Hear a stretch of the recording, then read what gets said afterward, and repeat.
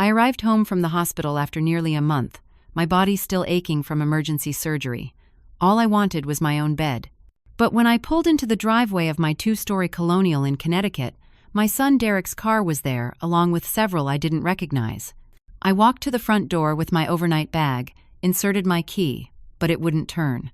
The locks had been changed. Derek opened the door, his wife Tiffany behind him with crossed arms. He looked at me with cold eyes and said words that shattered my world. "It's no longer yours, Mom. Don't come in." I stood there on my own porch, feeling my knees go weak. The surgical incision across my abdomen throbbed with each heartbeat. This couldn't be real. This was my home. The home I'd shared with my late husband Tom for 30 years. The home where Derek grew up, where we'd celebrated every Christmas, every birthday, every milestone. "What are you talking about?" My voice came out shaky, barely a whisper. Derek stepped onto the porch, pulling the door partially closed behind him. He wouldn't even let me see inside my own house. "Mom, before your surgery, you signed power of attorney documents. Remember? Just in case something happened during the operation." I did remember. My doctor had suggested it as a precaution. Derek was my only child, my next of kin. Of course I'd signed.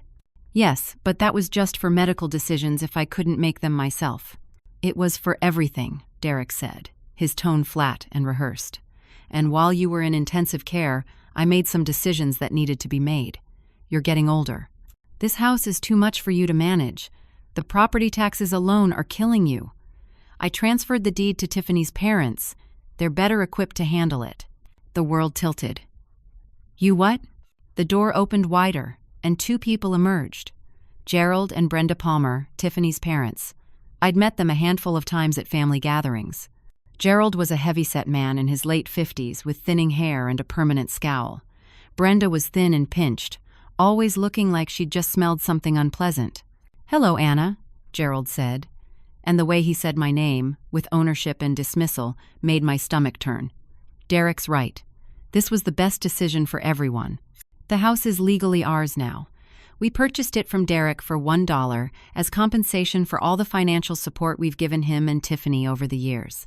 "You can't do that." I grabbed the doorframe to steady myself. "I never authorized any sale. That power of attorney was only meant for emergencies." Brenda stepped forward, her lips pursed. "Well, dear, Derek determined this was an emergency. You're 63 years old, recently widowed, just had major surgery. You can't take care of this big house by yourself. We're doing you a favor, really. Now you don't have to worry about maintenance, taxes, any of it. This is theft." My voice rose. "Derek, how could you do this to me? Your father built the deck on the back himself. We picked out every piece of furniture together. This is my home." Tiffany appeared in the doorway now, her arms still crossed, a smirk on her face. "Your home? You mean the home where you made Derek feel inadequate his whole life? Where you criticized every decision he made? Where you never accepted me as part of the family?" None of that was true. I'd always tried to be welcoming to Tiffany, even when I noticed how she isolated Derek from his friends, how she controlled every aspect of their lives. "Besides," Tiffany continued, "you were always in the way. My parents need a place to stay while they get back on their feet, and this house is perfect." Derek agreed. "It's already done." "I'm calling the police," I said, reaching for my phone. "Go ahead," Gerald said, pulling papers from his back pocket. "Everything's legal. Here's the deed transfer, properly notarized and filed with the county. Here's the power of attorney Derek used. Here's the bill of sale. $1 paid in full." I looked at the documents with blurring vision. They looked official. Stamps, signatures, legal language I couldn't fully process in my shocked state. But I didn't agree to this. Derek forged my signature. "Prove it," Gerald said coldly. "You gave him power of attorney. He acted within his legal rights." Derek shifted uncomfortably. For a moment, I thought I saw guilt flash across his face. "Mom, I'm sorry it happened like this, but it's for the best. You'll see. We've packed your things. Everything's in boxes in the garage. You have 30 minutes to load up your car and go." 30 minutes? I just got out of the hospital. I have stitches. Where am I supposed to go? Derek pulled an envelope from his jacket pocket and thrust it at me. "Here's $200. That should hold you over until you figure something out. Maybe call Aunt Linda." She's got that spare room in Florida. $200. For 30 years of my life? For my home? For everything I owned. $200. You can't be serious, I whispered. The longer you stand here arguing, the less time you have to pack, Tiffany said. She was actually enjoying this. Oh, and we threw out most of your old junk. Moth-eaten curtains, those ugly dishes, your husband's ratty clothes, we're redecorating. Something broke inside me then. Not just my heart, but something deeper. The illusion that family meant loyalty. The belief that raising a child with love meant you'd earned their protection in your vulnerable years. I walked around to the side of the house on shaking legs. The garage door was open. Inside, my life had been reduced to garbage bags and battered cardboard boxes. Trash bags, the kind you use for actual garbage, stuffed with my clothes, my books, my photographs. Boxes that once held canned goods now held my jewelry, my important papers, my memories. I started carrying them to my old sedan, my surgical wound screaming with each trip. The neighbors were watching from their windows. Mrs. Patterson from next door stood on her porch, her hand over her mouth. But nobody came to help. Nobody wanted to get involved. In one of the garbage bags, I found Tom's military medals, his Bronze Star, his service medals, just thrown in with random kitchen towels. I pulled them out with trembling hands. Tom had served 2 tours overseas. These medals represented his sacrifice, his honor, and they'd been treated like trash. I found our wedding photo in another box, the glass cracked. I found the quilt my mother had spent 2 years making by hand, shoved into a bag marked donate or dump. It took me nearly an hour, working slowly because of the pain, to load everything I could fit into my car. The trunk was full, the back seat piled to the ceiling. Still, there was more in the garage. Furniture I couldn't take, boxes I couldn't fit. Derek came out as I was closing the trunk. You need to go now, Mom. We have people coming. People coming? Interior designer. Contractor. We're making some changes. I looked at my son, really looked at him. When had he become this stranger? This cruel, greedy person who could throw his mother away like garbage? Your father would be ashamed of you, I said quietly. Something flickered in his eyes. Pain, maybe, or anger at being reminded of the man he'd disappointed. Dad's gone. Life moves on. You need to do the same. I got in my car, my hands shaking so badly I could barely grip the steering wheel. As I backed out of the driveway, I saw Gerald and Brenda standing in the doorway of my house. Their house now, looking satisfied and victorious. I drove 3 blocks before I had to pull over, because I couldn't see through my tears. I sat in that car, surrounded by garbage bags filled with my life, and I cried until I had no tears left. I was 63 years old, barely recovered from major surgery, homeless, and completely alone. My son had betrayed me, stolen everything I had, and thrown me away. And according to those legal documents, there was nothing I could do about it. I spent that first night at the Sunset Motel on Route 9. It was the kind of place that charged $40 a night and didn't ask questions. The room smelled like cigarettes and bleach. The bedspread had stains I didn't want to identify, and the couple next door fought until 3 in the morning. But it was shelter, and I was grateful for that much. The $200 Derek had given me wouldn't last long. $40 for the room, $10 for fast food I could barely eat through my misery, another $20 for gas. I did the math in my head. At this rate, I'd be completely broke in less than a week. The next morning, I found a real estate attorney in the yellow pages at a gas station. Her name was Margaret Walsh, and her office was above a dry cleaner in downtown Hartford. The receptionist fit me in during lunch because I started crying when she said the next available appointment was in 2 weeks. Margaret was in her 50s, professional and kind. She listened to my story without interrupting, taking notes on a yellow legal pad. When I finished, she asked to see the documents Gerald had showed me. I'd been smart enough to take photos on my phone before Derek rushed me away. Margaret studied them for a long time, her expression growing more serious. Finally, she looked up. Mrs. Thompson, I'm not going to lie to you. This is complicated. The power of attorney you signed was legal. You were of sound mind when you signed it, correct? Yes, but only for medical decisions during surgery. That's not what this document says. She turned her computer monitor so I could see. This is a general durable power of attorney. It gives Derek broad authority over your financial and legal affairs. not just medical decisions. But I didn't read all that fine print. The doctor just said I needed to sign in case something happened during surgery. Did Derek prepare the document, or did a lawyer? Derek brought it to the hospital. I just assumed it was what I needed.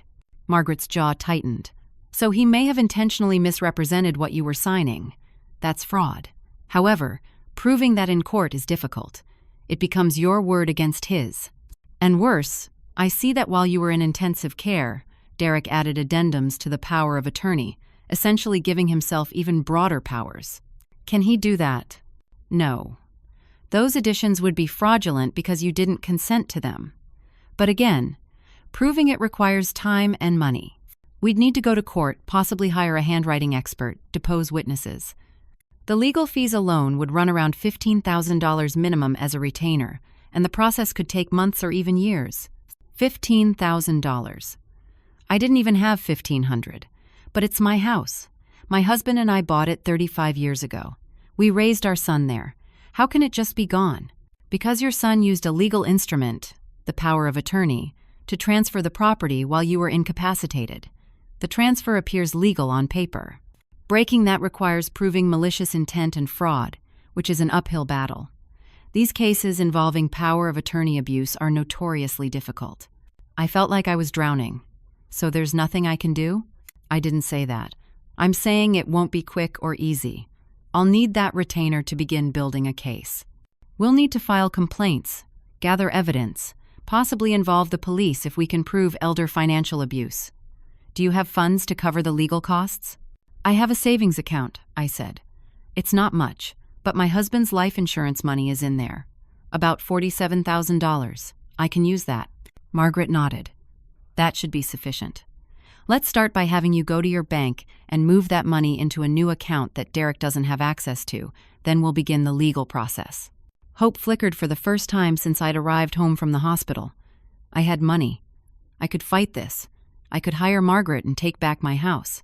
I drove straight to First National Bank, where I'd had my accounts for 30 years. I knew the manager, Phil Davidson.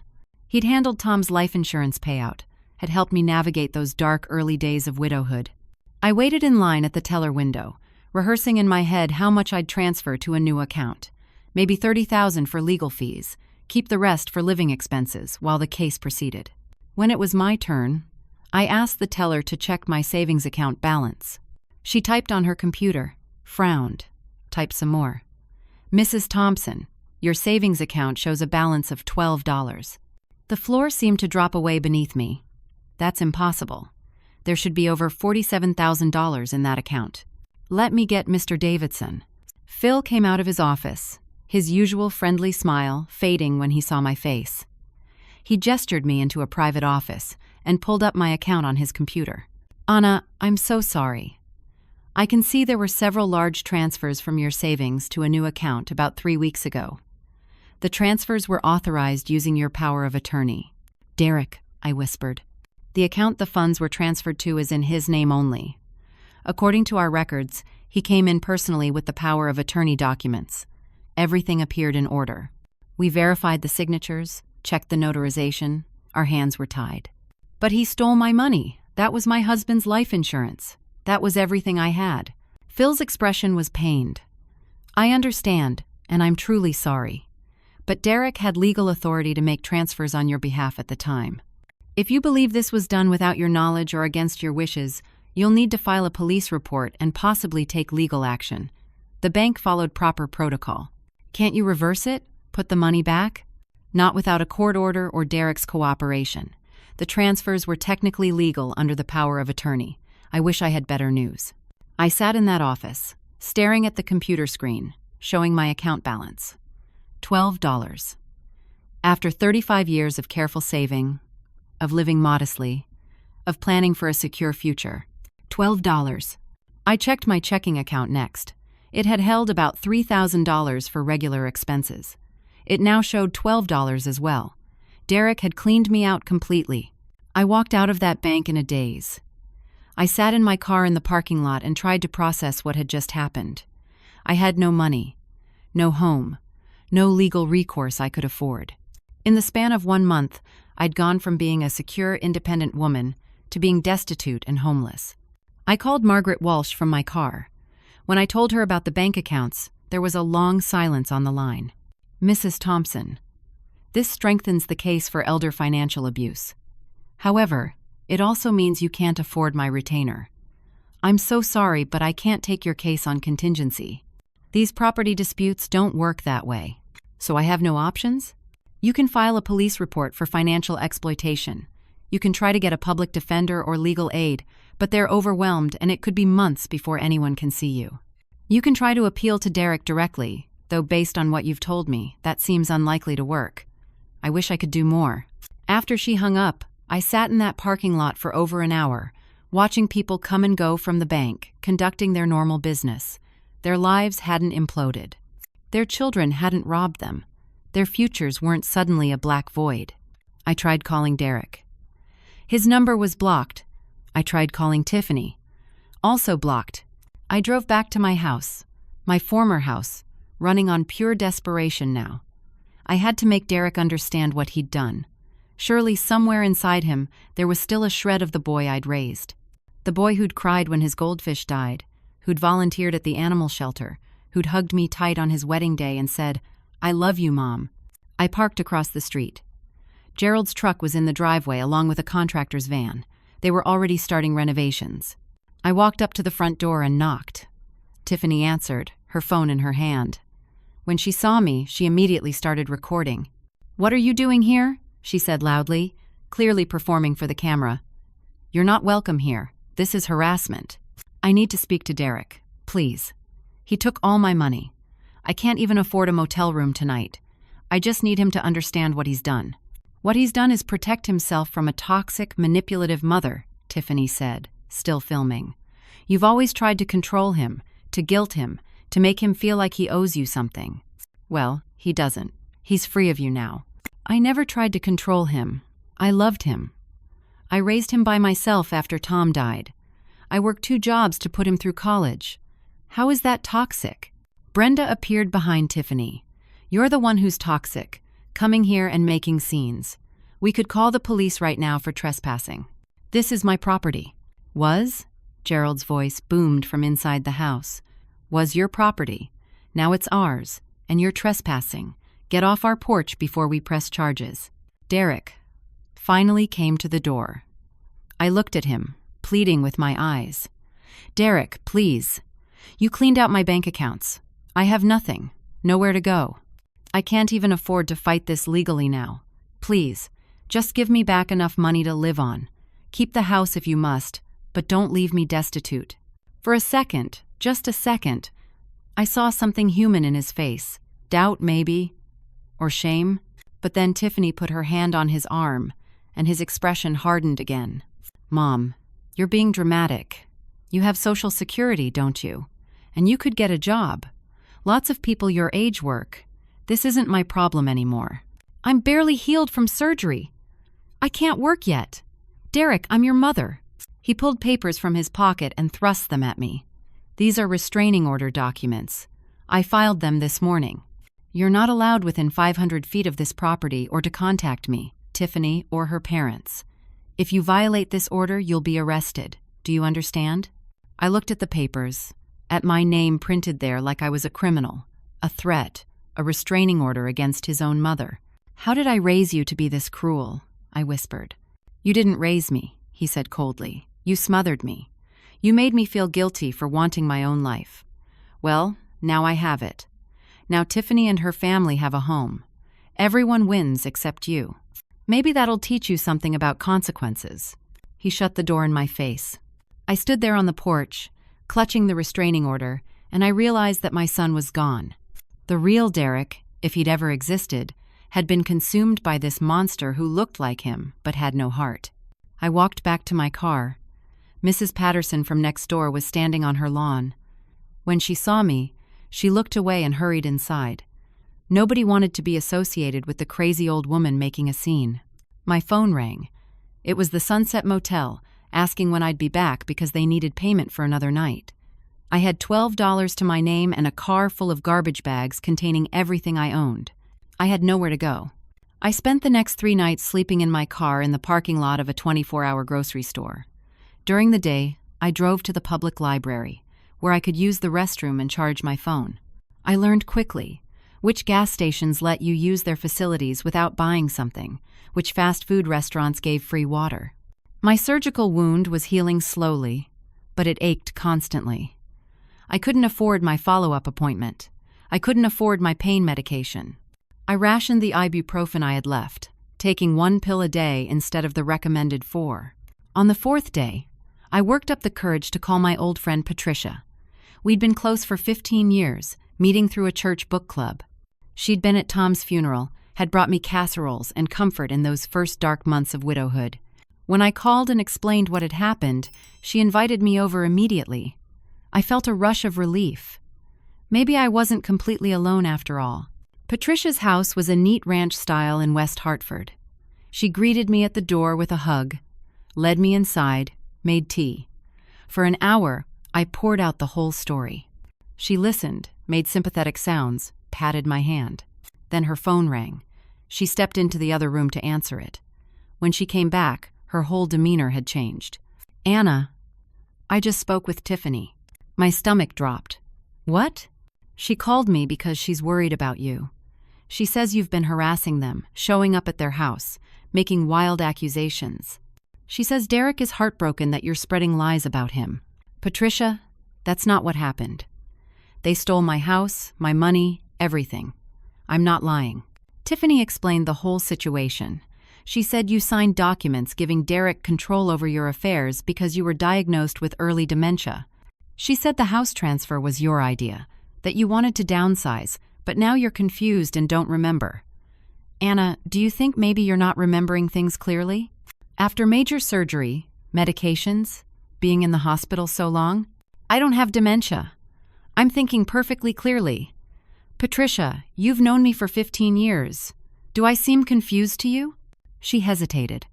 Well, you do seem very upset and agitated, and your story does sound rather extreme. A son stealing his mother's entire life? That's the sort of thing you see in movies, not real life. Tiffany was very convincing. She even cried talking about how worried she is for you. She's manipulating you, just like she manipulated Derek. Or maybe Derek is just trying to take care of his aging mother who doesn't realize she needs help. Patricia's voice had gone cool. Anna, I think you should consider that Derek might have had good reasons for what he did. Maybe you should go willingly to a care facility where you can be monitored and helped. I don't need a care facility. I need my home back. I need my money back. Patricia stood up. I think you should leave. I don't want to be involved in this family drama. And honestly, if what Tiffany says is true, you might be dangerous. I have grandchildren who visit here. I can't risk having someone unstable in my home. She ushered me to the door, her hospitality evaporated. As I left, she said, I hope you get the help you need, Anna.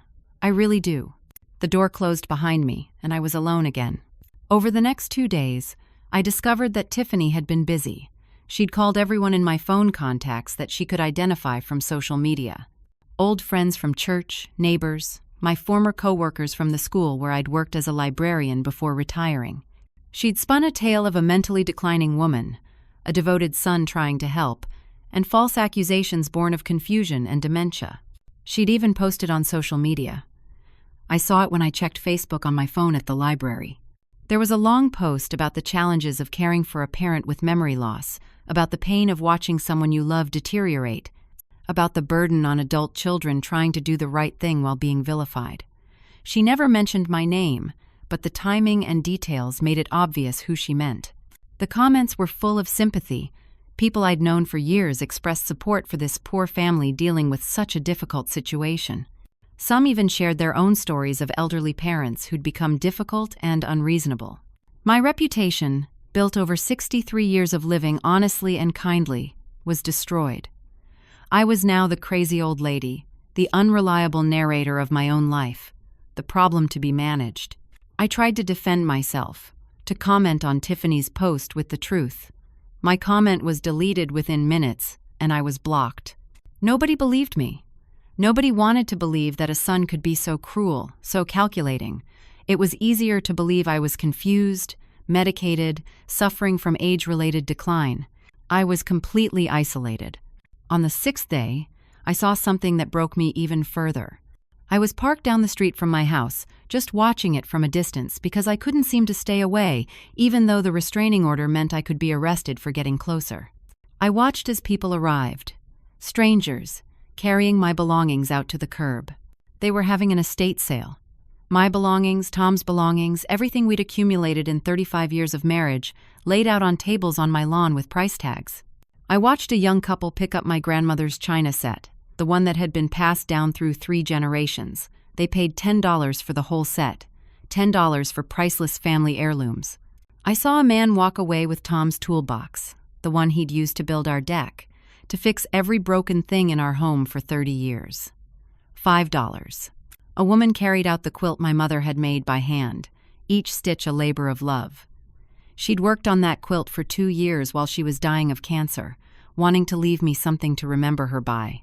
The woman paid $3 for it. Everything, all of it, being sold for pennies. Our wedding photos were in a box marked free. My mother's jewelry, costume pieces but priceless to me, going for $0.25 each. I watched Tiffany standing on the lawn. Smiling, taking money, chatting with buyers like this was all just junk she was clearing out. Gerald counted bills, looking pleased with himself. I saw Derek carrying out Tom's military uniform, the one he'd worn with such pride. Someone bought it for $2 to use as a Halloween costume. I couldn't watch anymore. I drove away, tears streaming down my face, and I didn't stop crying until I'd driven 20 miles and had to pull over because I couldn't see the road. That night, parked behind a closed shopping center, I developed a fever. I felt it rising, my skin going hot and clammy. When I touched my surgical wound, the area was red and swollen. The incision felt hot to the touch. I knew what this meant. Infection. Without treatment, it could become serious quickly. But I couldn't afford to go to the doctor. I had $8 left, $8 in the entire world. I took the last of my ibuprofen and tried to sleep sitting up in my car, my body shaking with fever and chills, surrounded by garbage bags full of the life that used to be mine. By morning, my fever had spiked to 103 degrees. I could barely think straight. The surgical wound was definitely infected, the skin around it angry red and hot. I knew I had no choice. I had to go to the emergency room. I drove myself to Hartford Hospital, the same hospital where I'd had my surgery a month earlier. The same place I'd trusted Derek to make decisions for me, if I couldn't make them myself.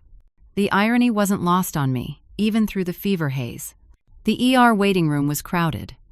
I gave them my name, my address, which no longer existed, and admitted I had no insurance card because it was in my purse in a house I couldn't access.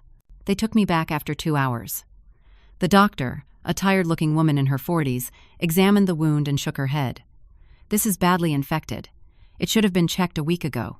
Why didn't you come in for your follow-up appointment?" I couldn't afford it. She didn't press further.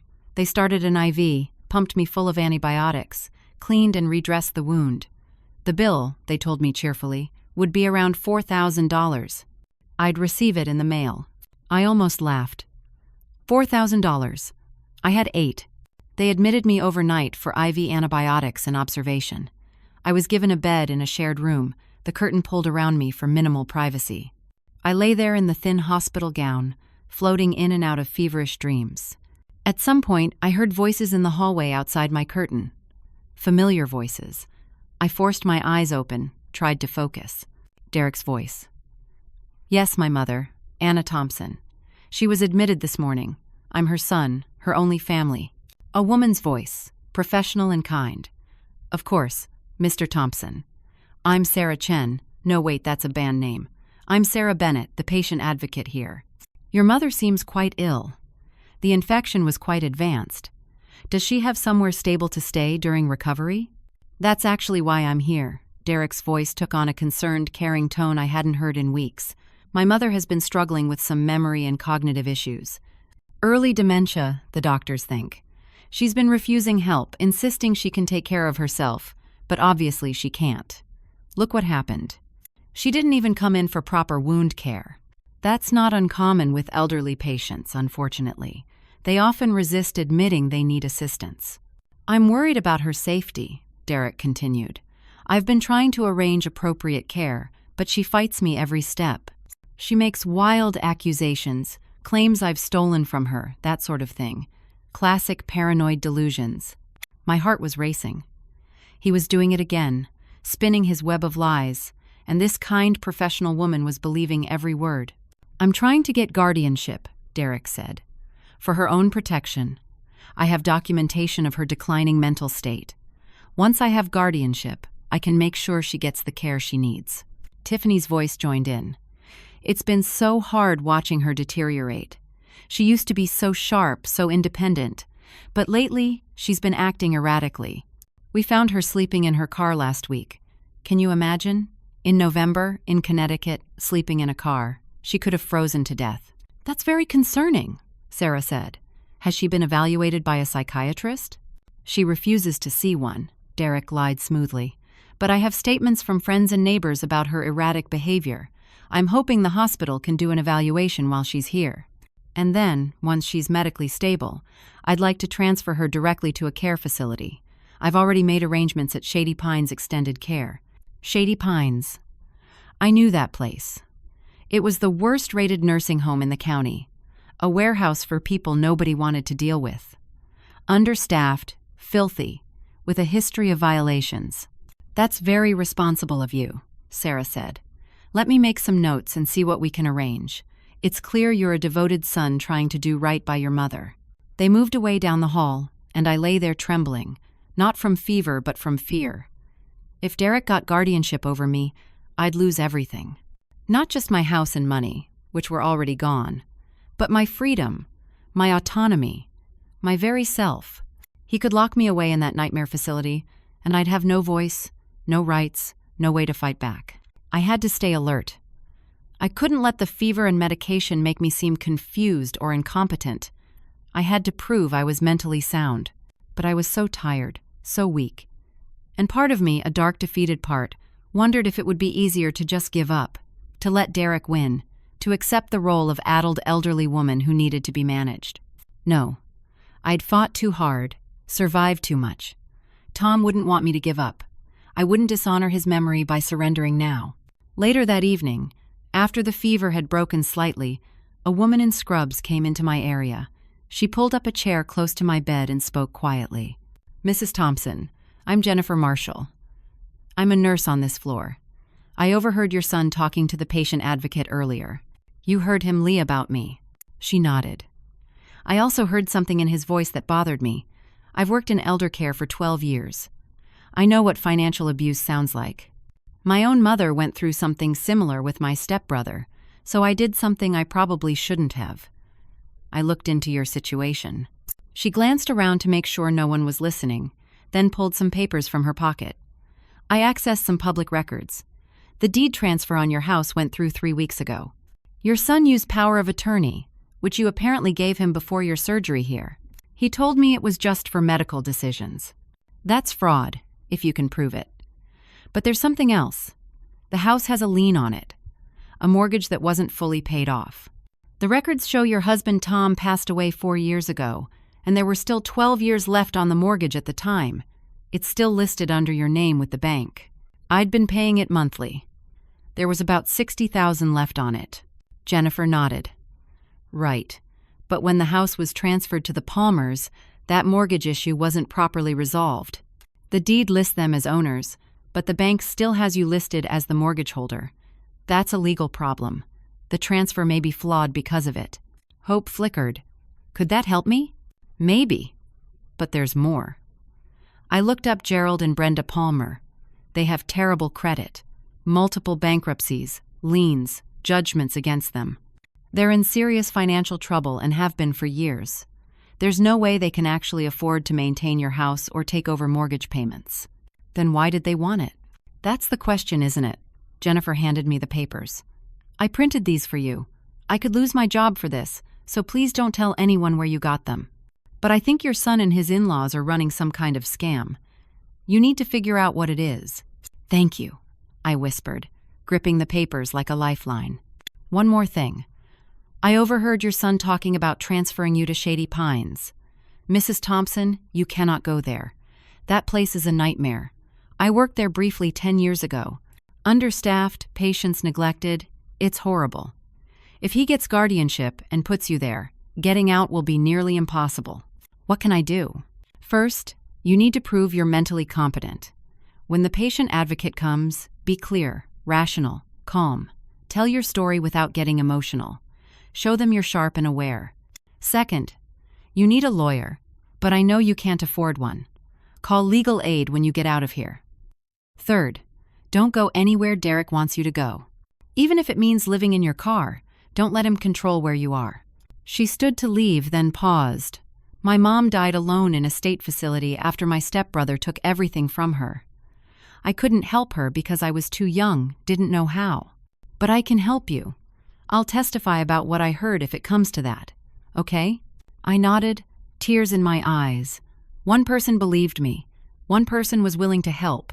It wasn't much, but it was something. After Jennifer left, I studied the papers she'd given me in the dim light.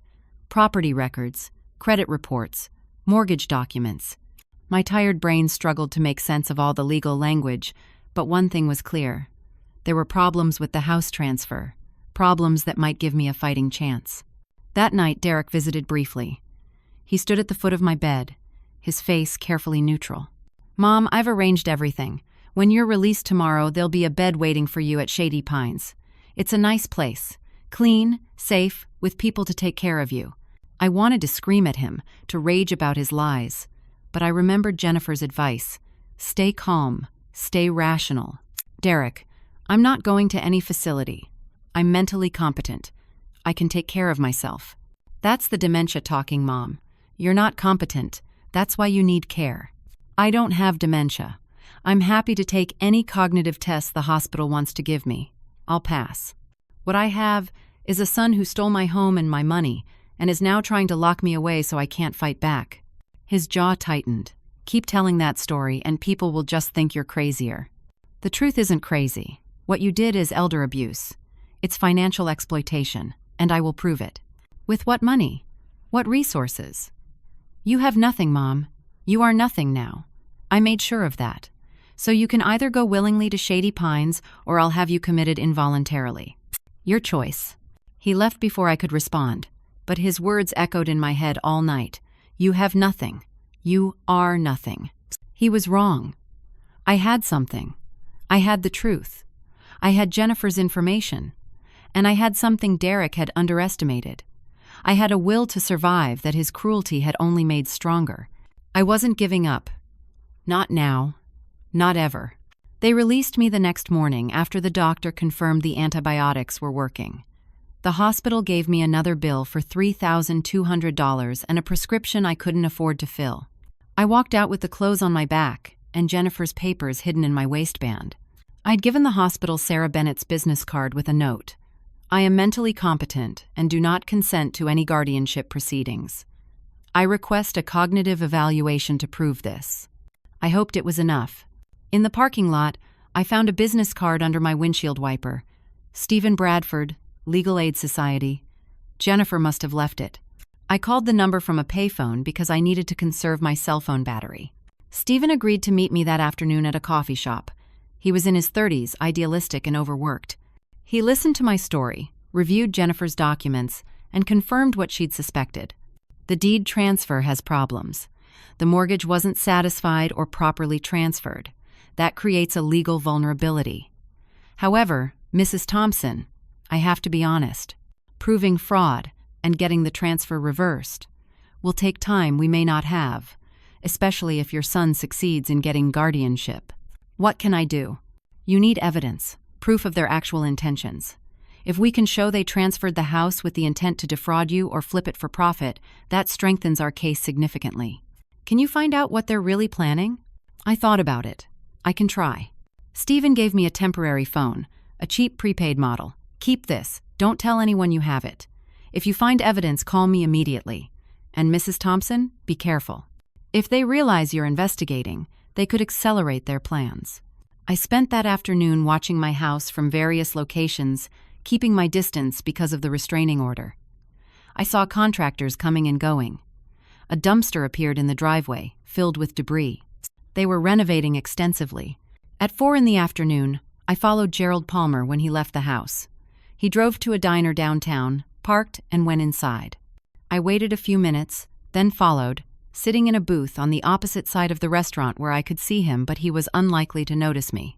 Gerald ordered coffee and made a phone call. I strained to hear, but couldn't make out the words. Then a man in an expensive suit arrived and sat across from Gerald. They talked for nearly 30 minutes, looking at papers, gesturing. When the suited man left, he'd left some documents on the table. Gerald was distracted, paying the bill, and I saw my chance. I moved quickly, pretending to be headed to the restroom, and palmed the papers as I passed the table. In the bathroom, I photographed every page with my new phone. Real estate listings, my house was listed for $450,000. $450,000. The house Derek had sold to the Palmers for $1 was about to be flipped for nearly $500,000. There were loan documents, too. Gerald had borrowed $200,000 from a private lending company at an exorbitant interest rate, using the house as collateral. The loan terms were predatory. If they didn't sell the house within 90 days, the interest would balloon and they'd lose everything. I understood now. This wasn't about giving Tiffany's parents a home. This was about a get-rich-quick scheme. Steal Anna's house, renovate it cheaply, flip it fast, pocket the profit. Gerald and Brenda would make $200,000 or more if this worked. I was photographing the last page when Gerald appeared behind me. I'd taken too long. "You!" he snarled, grabbing my arm. "What are you doing with those?" "Nothing. I just thought they were mine. I'm sorry." I tried to pull away, but his grip was painful. "You're that crazy woman, Derek's mother. You're not supposed to be near us. That's harassment. That's stalking." Other diners were staring now. Gerald pulled out his phone. "I'm calling the cops." I wrenched free and ran. Actually ran, my healing incisions screaming in protest. I made it to my car and drove away, my hands shaking so badly I nearly hit a parked car. I'd gotten the evidence, but now they knew I was investigating. I'd tipped my hand. I drove to a park and sent the photos to Stephen Bradford. He called me back within minutes. "This is good. This shows intent to profit. But Mrs. Thompson, you need to be extremely careful now. They know you're onto them." As if on cue, my old cell phone rang. "Derek." I answered, knowing it was probably a mistake. "What the hell were you doing at that diner?" he demanded. "Gerald just called me. You were going through his private papers. That's theft. He's planning to sell my house for nearly $500,000, Derek. Did you know that? Or did they con you too?" Silence. "Then, I don't know what you're talking about. Your in-laws are using you. They're going to sell the house, keep all the profit, and you'll get nothing. You betrayed me for nothing. You're lying, as usual. I have the real estate listings. I have the loan documents. They borrowed $200,000 against the house. When they flip it, they're cutting you out. You think Tiffany's going to share? You're as disposable to them as I was to you." More silence. I thought maybe, just maybe, I'd gotten through to him. "Even if that's true," he said finally, "it doesn't change anything. You're not getting the house back. You're old, you're sick, you're alone. Tomorrow morning, I'm filing emergency guardianship papers. I've got a psychiatrist who'll swear you're incompetent. I've got sworn statements from friends who say you're delusional. I've got hospital records showing you nearly died from neglect of your surgical wound because you can't care for yourself. You'll be in Shady Pines by tomorrow night, and there's nothing you can do about it. Derek, please. I'm your mother. You were my mother. Past tense. Goodbye, Anna." He hung up. I sat in my car as the sun set, staring at my phone. He'd called me Anna, not Mom. I wasn't his mother anymore. I was just an obstacle to be removed. But he'd made one mistake. He'd told me his timeline. I had until tomorrow morning. I called Stephen Bradford back. They're filing emergency guardianship tomorrow. If they succeed, I'll be locked away and will never prove the fraud. Then we need to file first, tonight. We file for an emergency injunction against the guardianship, and we file criminal complaints for elder abuse and fraud. It won't stop them permanently, but it'll buy us time. Will it work? I don't know. But it's all we've got. We spent the next 4 hours at Stephen's office, preparing documents. We attached the photos I'd taken, Jennifer's information, the mortgage records, everything. At 11 at night, we filed everything electronically with the county court and emailed copies to the district attorney's office. Then I went back to my car, parked behind a closed shopping center, and tried to sleep. I knew Derek would come for me in the morning. I knew the Palmers would do whatever it took to silence me. But I'd fought back. Maybe it wouldn't be enough. Maybe Derek would still win. But at least I'd tried. At midnight, my new phone rang. "Stephen Bradford. Mrs. Thompson, the police just called me. They're investigating the fraud complaint. An officer wants to speak with you tomorrow morning. And there's more. A local news reporter saw the case filing. She wants to interview you." "Interview me?" "Tell your story. On camera. If this goes public, it becomes much harder for them to make you disappear into a nursing home. Public pressure can be powerful." "What if no one believes me?" "What if they do?" Stephen countered. "What have you got to lose?" He was right. I had nothing left to lose. Nothing except the truth, and the slim hope that truth still mattered. The reporter's name was Amanda Price, and she met me at a Dunkin' Donuts at 8 in the morning. She was young, maybe 30, with sharp eyes and a digital recorder. "Mrs. Thompson, tell me your story. From the beginning." So I did. I told her about the hospital, the surgery, the power of attorney, about coming home to find my locks changed and my son giving my house away. About the stolen bank accounts, the estate sale, sleeping in my car. About Derek's plan to have me declared incompetent and locked away. I showed her the documents. The real estate listings, the predatory loan, the flawed deed transfer, Jennifer's notes about the mortgage issues. Amanda took photos of everything. "This is incredible. I mean horrible, but incredible. Do you mind if I go on camera with this? We can do it right now in the parking lot." 20 minutes later, I was standing in front of Amanda's camera, telling my story to whoever would watch. I spoke clearly, calmly, rationally. I let the facts speak for themselves. An elderly woman, barely recovered from surgery, robbed by her own son and his wife's family. Homeless, penniless, fighting for her life. "What do you want people to know?" Amanda asked. "That elder abuse is real. That power of attorney can be weaponized. That family doesn't always mean safety, and that I won't give up. I won't let them erase me." The interview aired on the noon news. By 1 in the afternoon, it was on social media. By 2, it had been shared thousands of times. My phone, the burner Stephen had given me, rang constantly. Other reporters, advocates, strangers offering help. The story had touched a nerve. At 3, the police called. They wanted to speak with Derek and the Palmers. There was enough evidence for a preliminary investigation into elder financial abuse and fraud. At 4, Stephen called. "The guardianship hearing has been postponed. The judge saw the news coverage and wants a full investigation before proceeding. You're safe from that, at least temporarily." At 5, I got a call from a number I didn't recognize. When I answered, Gerald Palmer's voice was vicious. "You think you're clever, going to the press? You've destroyed everything. That loan I took out? The lenders don't care about your sob story. They want their money. If this house doesn't sell because of your interference, we lose everything." "Good," I said coldly. "You deserve to lose everything. You stole from an elderly woman recovering from surgery. You should go to prison." "We had a deal," Gerald shouted. "Derek was supposed to shut you up. He said you'd go quietly." "Derek was supposed to? So this was his plan from the beginning?" Gerald seemed to realize he'd said too much. "You're going to regret this. All of you. I borrowed money from people who don't accept failure. When they come for their money, it's not going to be pretty." He hung up. Something about his tone, the genuine fear underneath the anger, worried me. What kind of lenders had he borrowed from? That evening, I drove past my house. Police cars were there. Derek's car. The Palmer's truck. I parked at a distance and watched. Derek came storming out of the house, followed by 2 police officers. Even from a distance, I could see he was furious. One officer was calmly explaining something, gesturing. Derek shook his head violently, pointing at the house, clearly arguing. Tiffany emerged next, crying. Not fake crying this time, but real tears. The Palmers followed, both looking gray and shaken. The officers spent another 20 minutes there, taking statements, taking photos. Then they left, and the family went back inside. My phone rang. "Derek." I answered, but said nothing. "I hope you're happy," he said, his voice shaking with rage.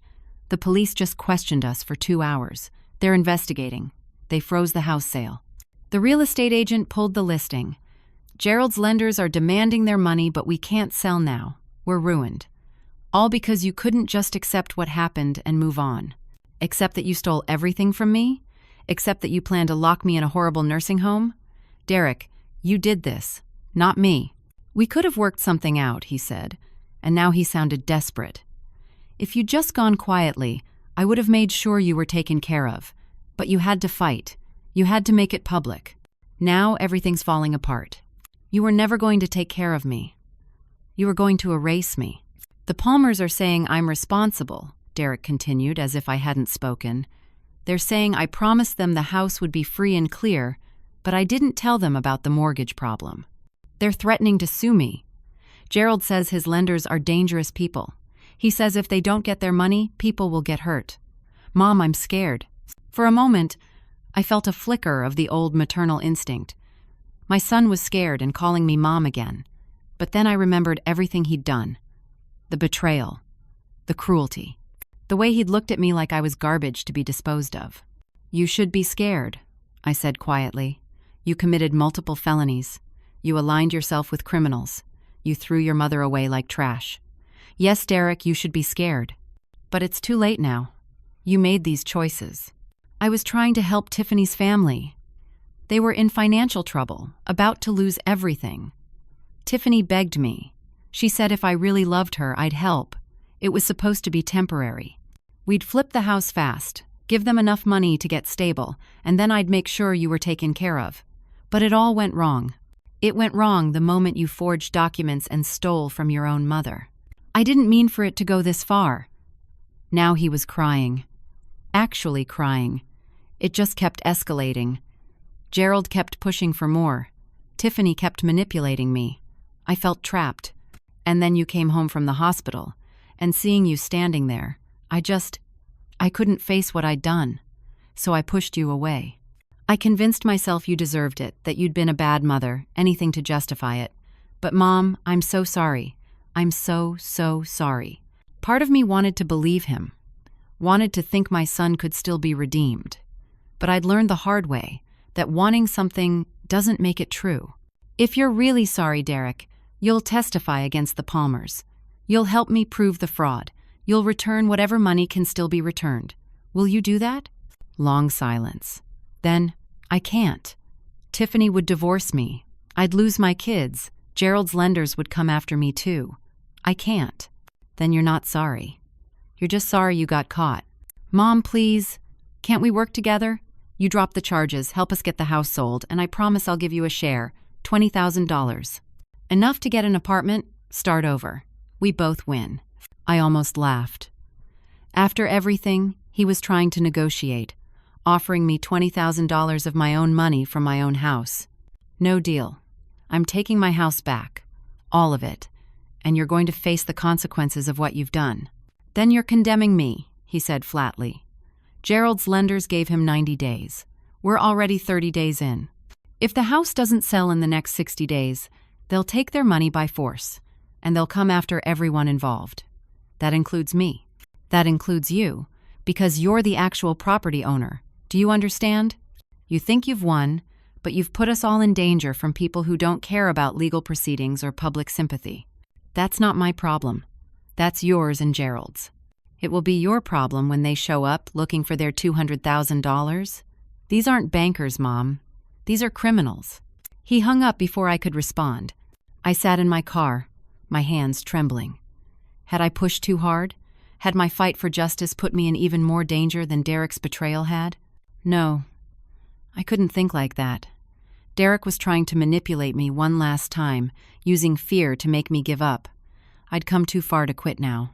But that night, sleeping in my car behind a dark grocery store, every sound made me jump. Every pair of headlights made me tense. Maybe Derek was right. Maybe there were consequences to this fight I hadn't fully considered. Tomorrow, I had a meeting with the district attorney's office. Stephen said they were taking the case seriously, that criminal charges were likely, that the house transfer could be voided. I was so close to winning, but winning might come with a price I hadn't anticipated. I lay awake all night, watching shadows move across my windshield, wondering what morning would bring. The meeting at the district attorney's office changed everything. They had enough evidence to file formal charges against Derek, Gerald, Brenda, and Tiffany. Elder abuse, fraud, forgery, financial exploitation. The charges carried serious prison time. Within a week, arrests were made. I watched on the news as Derek was led out of his workplace in handcuffs. Tiffany was arrested at home, screaming about her children. The Palmers were picked up at the house, my house, their faces gray with defeat. The story had gone viral by then. National news picked it up. Elderly woman fights back against family betrayal. I did interviews with 3 different major networks. A legal defense fund raised over $60,000 from strangers across the country who were moved by my story. With that money, I paid off the remaining mortgage. I hired Stephen Bradford full-time, and I fought. The court proceedings took 3 months. During that time, I lived in a small efficiency apartment paid for by the defense fund. I attended every hearing, met with prosecutors, gave my testimony. Jennifer Marshall testified about what she'd overheard at the hospital. Stephen presented the financial records, the fraudulent documents, the real estate scheme. The Palmers cracked first. Gerald made a plea deal, testifying against Derek in exchange for a reduced sentence. He admitted the whole plan. How Tiffany had identified me as vulnerable after Tom died. How they'd waited for the perfect opportunity. How Derek had been manipulated at first, but became a willing participant once he saw the potential profit. How they'd planned to flip the house and split the money, with me locked away in Shady Pines where I couldn't interfere. The revelation about the dangerous lenders turned out to be real. Gerald had borrowed from a loan shark operation with ties to organized crime. When the house sale fell through, the lenders came calling. But by then, the house was tied up in legal proceedings, and Gerald had nothing to give them. He filed for bankruptcy, and he and Brenda lost everything. They'd gambled everything on stealing my home, and they'd lost. Derek never took a plea deal. He insisted on a trial, believing somehow that he could convince a jury he'd been protecting me, not exploiting me. His lawyer tried to paint me as confused, difficult, a burden on my devoted son. But the evidence was overwhelming. The jury deliberated for less than 4 hours. Guilty on all counts. Derek was sentenced to 12 years in prison. Gerald and Brenda got 8 to 12 years each. Tiffany, who cooperated more fully and showed genuine remorse, got 5 years with possibility of parole after 3. The house was returned to me. The deed transfer was voided as fraudulent. Everything they'd stolen was ordered to be returned, though most of the money was gone, spent on their scheme. Derek's assets were seized. His car, his electronics, everything of value. His wages would be garnished when he eventually got out of prison. 6 months after my nightmare began, I moved back into my house. The community had rallied around me. People donated furniture to replace what had been sold. A local contractor offered to fix the damage from the Palmers' renovations at cost. My real friends, the ones who hadn't believed the lies, helped me clean and restore each room. It wasn't the same house I'd left when I went to the hospital. Too much had happened. Too much had changed. But it was mine. Truly, completely mine. Patricia came to my door one afternoon, tears streaming down her face. "I'm so sorry, Anna. I should have believed you. I should have helped. I was a terrible friend." I could have turned her away. Part of me wanted to. But I'd learned that holding on to anger only poisoned yourself. You made a mistake. We all do. What matters is what you do now. We rebuilt our friendship slowly, carefully. Trust, once broken, isn't easily repaired. But it can be, with time and effort. Derek wrote me letters from prison, dozens of them over the first year, apologizing, explaining, begging for forgiveness. I read each one, then filed them away. I wasn't ready to respond. Maybe I never would be. Some betrayals cut too deep to heal. Tiffany divorced him while he awaited trial. She took their 2 children and moved out of state to live with her sister. The kids, my grandchildren, were 9 and 6. I'd barely known them. Now I probably never would. That loss hurt more than I expected. But I found new purpose in my pain. I became an advocate for elderly rights. I spoke at senior centers, community meetings, anywhere people would listen. I shared my story, warned others about the dangers of power of attorney abuse, taught them how to protect themselves. I volunteered with the Legal Aid Society, helping Stephen Bradford with other elder abuse cases. There were so many, more than anyone realized. Elderly people exploited by family members, caregivers, supposed friends, people who suffered in silence because they were ashamed or didn't know how to fight back. I helped them fight back. I showed them it was possible. I became living proof that even when everything seemed lost, you could still win. A year after moving back into my house, I stood on my front porch on a warm summer evening.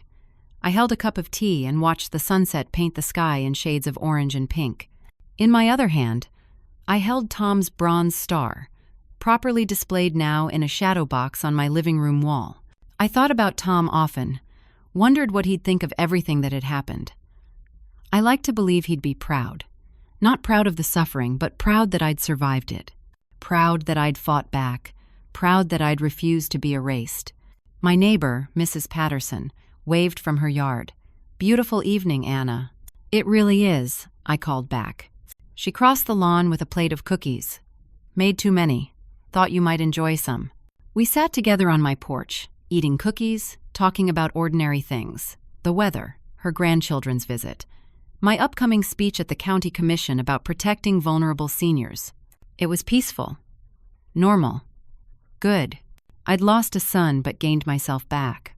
I'd lost the illusion of family loyalty but gained true friends. I'd lost months of my life to fear and struggle but gained strength I never knew I possessed. As the sun set and Mrs. Patterson headed home, I thought about what I'd learned through this nightmare. That blood doesn't guarantee loyalty. That greed can corrupt anyone, even those you trust most. That betrayal, while devastating, can reveal your true character. That material possessions matter less than dignity and self-worth. I'd learned that age doesn't mean powerlessness, that you're never too old to fight for justice, that the system, flawed as it is, can still work if you're persistent enough, that there are good people in the world, like Jennifer and Stephen and Amanda, who'll help a stranger simply because it's right. Most importantly, I'd learned that home isn't just a building. It's safety, it's dignity, it's peace, and it's worth fighting for with everything you have. At 64 years old, I was starting a new chapter.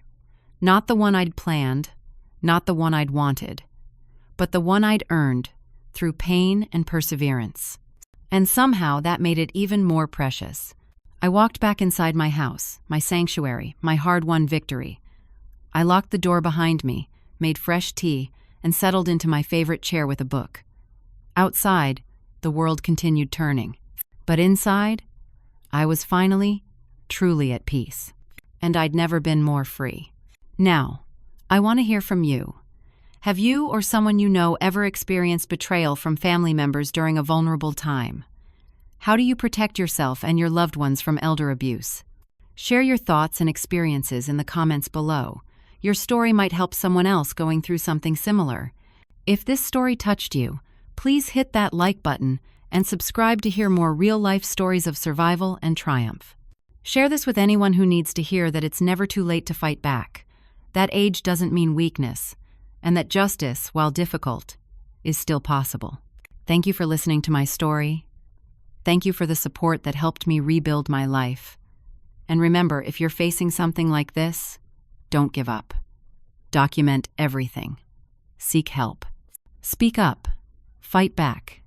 You're stronger than you know, and you deserve dignity and respect at every age. Until next time, take care of yourselves and each other.